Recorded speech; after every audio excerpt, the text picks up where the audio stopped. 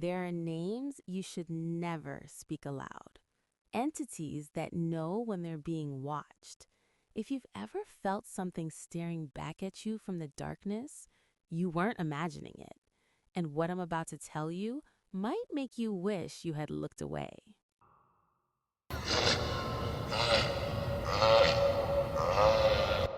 Welcome to the Hidden Archive. I'm your archivist. This channel exists to document what was never meant to be found. What you do with this information is no longer my responsibility. By the end of this video, you'll understand why an entire colony vanished without a trace in 1590, why the word Croatoan carved into a tree wasn't a message, but a warning, and why the Navajo have kept certain knowledge buried for centuries. But once you know, you can't unknow. Stay until the end. You've been warned. The Skinwalker, Yi Nald Loshi in Navajo. It translates to by means of it, it goes on all fours, but that translation barely scratches the surface of what it truly is.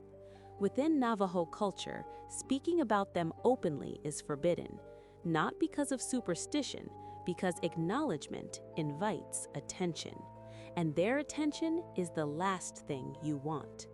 A skinwalker is not born, it's made.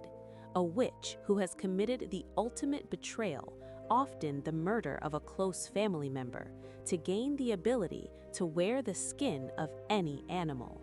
Coyotes, wolves, bears, deer. They move between forms with unsettling fluidity, their eyes reflecting light like an animal's, but with something disturbingly human behind them.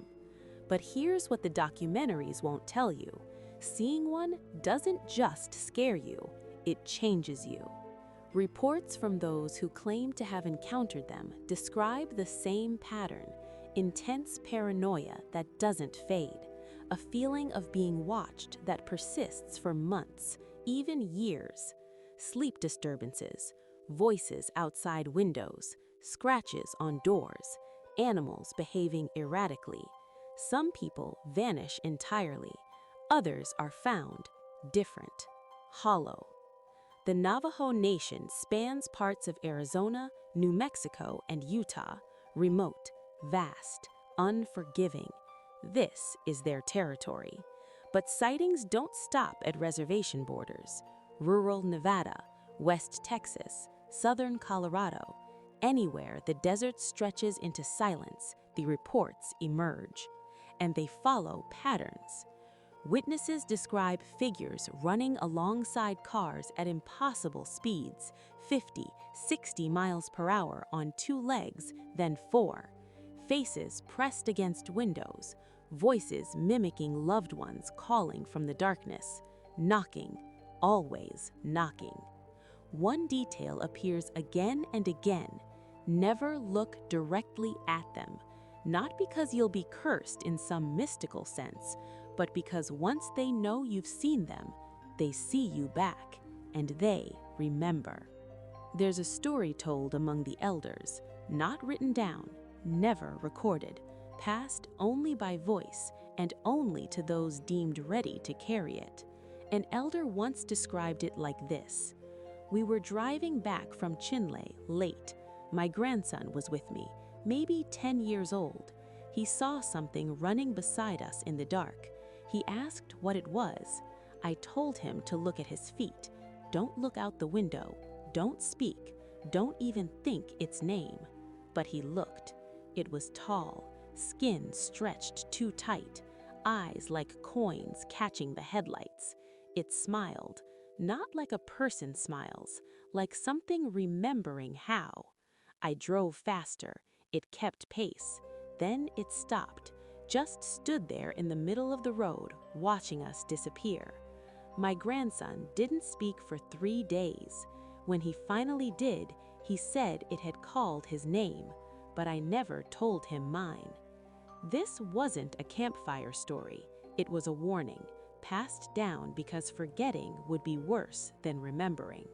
Now we arrive at the part of the archive even I hesitated to open. There's a theory, unspoken, unpublished, dangerous. It connects three things that should never be connected: Skinwalkers, the Wendigo, and Croatoan. In 1590, the Roanoke colony vanished. 115 men, women, and children gone. The only clue, the word Croatoan carved into a post. Historians say it was the name of a nearby island, a message, a destination. But what if it wasn't? What if Croatoan wasn't a place, but a transformation? The Wendigo, from Algonquian tradition, is a spirit of insatiable hunger. It possesses humans, turning them into cannibalistic monsters. But here's the connection no one talks about. Both Skinwalkers and Wendigos are tied to transgression, to becoming something other than human by choice or curse. Now consider this. The Roanoke settlers were starving, desperate, isolated. Tensions with local tribes were rising. What if, in a final act of spiritual warfare, a skinwalker or something like it was sent as a curse, not to kill them, but to change them? The Croatoan tribe lived nearby.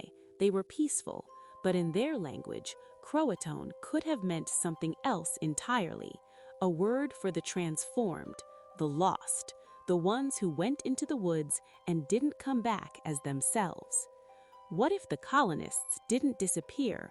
What if they were still there, just no longer human? This isn't history, it's a possibility that was buried because believing it means accepting that borders between human and other are thinner than we think, that transformation isn't myth, that some disappearances aren't mysteries, they're completions. And if that's true, then Croatoan wasn't the end of their story. It was the beginning of something else. You now know what was meant to stay hidden. You know why the Navajo don't speak their name, why elders warn against looking, why certain words carved into trees carry weight across centuries. You've crossed the line. And if you felt anything strange while watching this, a flicker in your peripheral vision, a sound you can't place, don't dismiss it, because now you're part of the archive too. If you're still here, subscribe to the Hidden Archive, not for entertainment, but because some knowledge needs witnesses. Leave a like if you understand what you just learned, or if you don't, but you felt it. The archive will return. Until then, don't say their name out loud. Don't look too long into the dark. And if something knocks on your door tonight, make sure you know who's on the other side before you answer.